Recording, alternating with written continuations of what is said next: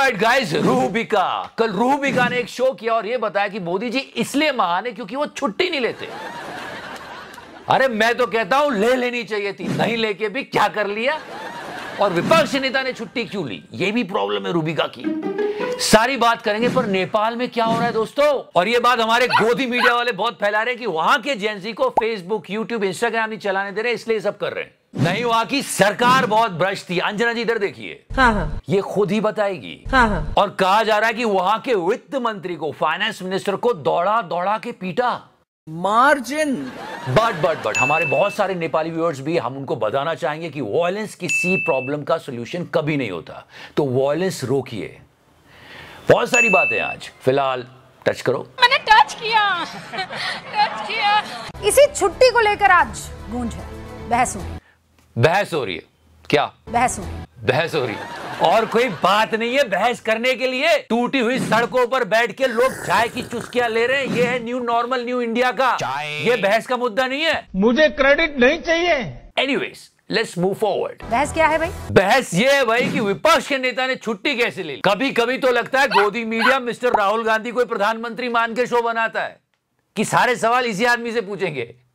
क्या भारतीय राजनीति में अजय बनने के लिए ये छुट्टी वाली सोच से रिश्ता तोड़ना होगा? रूबिका, द पॉइंट इज, जो इतना बड़ा अजय लिया है ना, अजय मोदी जी सिर्फ 1.5 लाख वोटों से जीते थे वाराणसी में। 1.5 लाख वोटों से। 24 घंटे मीडिया पे छाने वाला व्यक्ति सिर्फ 1.5 लाख वोटों से जीता है। ये कोई अजय वाली बात नहीं है। अजय, विजय, जुबा केसरी, बस ये चलता रहता गोदी पे। और आपको एक सीक्रेट और बताता हूं, रूबिका की वजह से ही मोदी जी की सबसे ज्यादा ट्रोलिंग होती है। पूछो क्यों? क्या हुई? क्योंकि ये जो स्टेटमेंट आया था ना कि मैं नॉन बायोलॉजिकल हूं मित्रों, ये रूबिका से बात करते हुए मोदी जी के मुंह से निकल गया था। ये ऊर्जा बायोलॉजिकल शरीर से नहीं मिली है और अभी तक ट्रोलिंग हो रही है।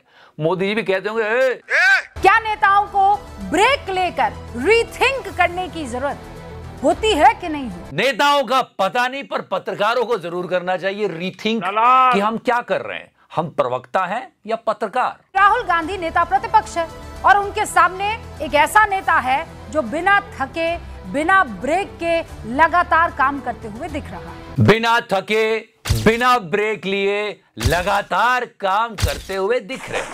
वैसे आपको एक सही बात बताता हूं, बिल्कुल सही बात, इन सब गोदी दलालों से दूर। Leave everything aside. If you continuously work, keep on working, you will burn out yourself. और उसका एक साइड इफेक्ट होता है। कौन सा? आप अपने काम में प्रोडक्टिविटी नहीं ला पाते हो, ना आप अपने काम के रहते हो, ना किसी और के। समझ रहे हो? काम का ना काज का, दुश्मन अनाज का। कंटिन्यूअसली काम करने से आपकी प्रोडक्टिविटी कम होती है। जो लोग काम करते हैं वो समझेंगे, रूबिका नहीं समझेंगे क्योंकि वो काम ही नहीं करती है। और वो लोग जो कंटिन्यूअसली काम करते हैं वो अपने काम में इनोवेटिव नहीं रह पाते। बार बार वही चीज करते करते वो भी पक जाते हैं, और जनता भी जो उन्हें देख रही है। And that's why people are saying you need a break. Rubika, don't say TP. You also need a break. और ये तो मैं 1 साल कंटिन्यूस काम करने की बात बता रहा हूं। मोदी जी तो 10 साल से कर रहे हैं। आप मेरी बात समझ रहे हो? तुझे थकान नहीं लग रही क्या? लगातार काम करने से क्रोनिक स्ट्रेस, एंजाइटी, डिप्रेशन में चला जाता है आदमी, बर्नआउट होने लगता है, मेंटल डिसऑर्डर हो जाता है। मैं नहीं कह रहा हूं, साइंस कहता है। और फिर कुछ का कुछ निकल जाता है मुंह से। 1 मिनट, क्या ये बेटी बचाओ बेटी पढ़ाओ, वरना लोकचंद्र बर्बाद हो जाएगा जी।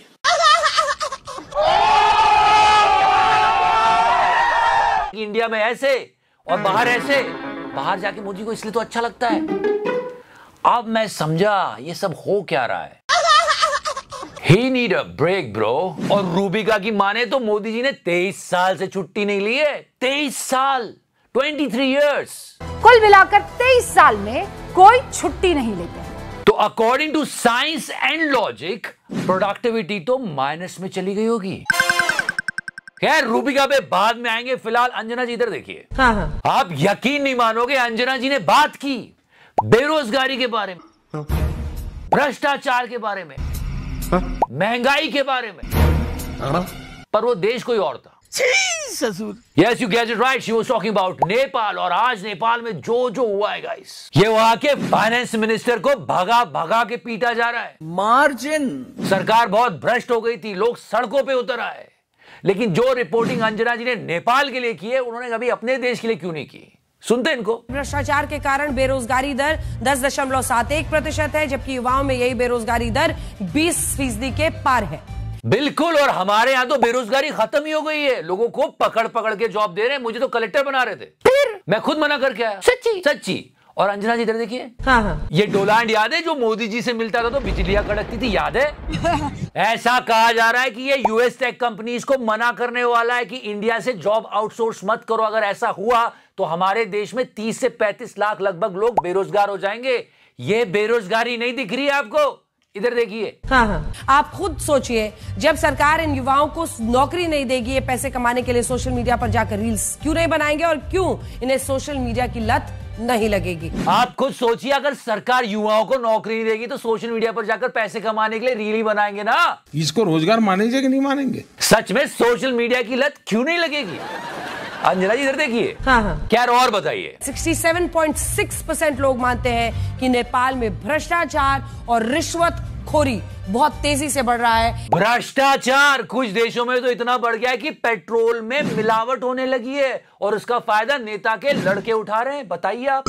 गन्ने का जूस। खैर, आज नेपाल से बड़े चौंकाने वाले दृश्य सामने आए। सच में लोग चौंक गए कि ये क्या हो रहा है। वित्त मंत्री को भगा के पीट रहे थे। इसलिए देश की सरकार को देश के लोगों के बारे में हमेशा सोचना चाहिए, ना कि सिर्फ अपने बारे में। कैमरा ईश्वर कर दो तुम। वैसे अंजना जी की बात की जाए, एक बार फिर से देखना। हाँ। बहुत बड़े गूफ अप कर रही है। FIR तक हो गई, हमने आपको बताया था। और सोचो सबसे ज्यादा मजा किसको आता होगा? किसका? तिहाड़ी को। घर पे बैठे मजे लेता होगा कि अच्छा मेरा शो करोगी। क्योंकि ये तिहाड़ी का ही शो करती है और तिहाड़ी एक्सपीरियंस था। मैंने कहा ना, क्योंकि इस मामले में दोनों संपादक जेल भी जा चुके हैं। फिर से पब्लिक डिमांड। इनकी करतूत को पूरे देश ने देखा था। फिलहाल तो रूबिका की करतूत को पूरे देश ने देखा और कहा कि किस लेवल की चाटुकारिता हो रही है देश में। प्रधानमंत्री मोदी भारत के एक आम परिवार में पैदा हुए, या ये कह सकते हैं एक वक्त पर एक गरीब परिवार में पैदा हुए, जहां जिंदगी की जरूरतों को पूरा करने में वक्त निकल जाता है। 12 घंटों में 15 करोड़ खर्च हो जाते हैं। मोदी जी की सऊदी विजिट का खर्चा ही है। गरीबी की बात कर रही है। खैर, ऐसे ही वक्त निकाल देता है मोदी मीडिया और एक काम की बात नहीं करता। अंजना जी इधर देखिए। हाँ क्या कर रहे हो? फिलहाल आप हाँ कर दो, लाइक का बटन दबा दो। Thank you so much, love you 3000। मैंने टच किया। मार्जिन।